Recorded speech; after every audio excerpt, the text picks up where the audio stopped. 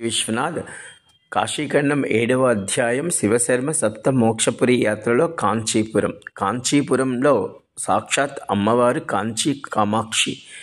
ఒకానొక ప్రియభక్తుడు అమ్మవారి యొక్క దర్శనంతో బాగా తీవ్రమైన జ్వరముతో కంచి పరమాచార్య దర్శనం చేయాలని అమ్మవారికి సంకల్పించుకొని ఆ విధంగా తను రాత్రంతా ఏడుస్తూ ఆ విషజ్వరంలో నిద్రపోయాడు. కానీ మరునాటికి ఉదయంకి ఇంటి ముందే కంచి పరమాచార్య దర్శనం కలుగుతుంది.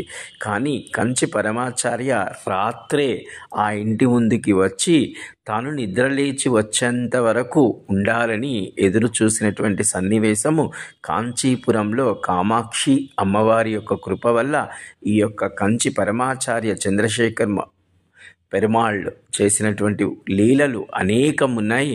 కాంచీపురంలో కామాక్షీదేవికి ఈ చంద్రశేఖర్ పరమాచార్య గారికి చాలా అద్భుత లీలలు ఎన్నో ఉన్నాయి. జై కాశీ విశ్వనాథ్.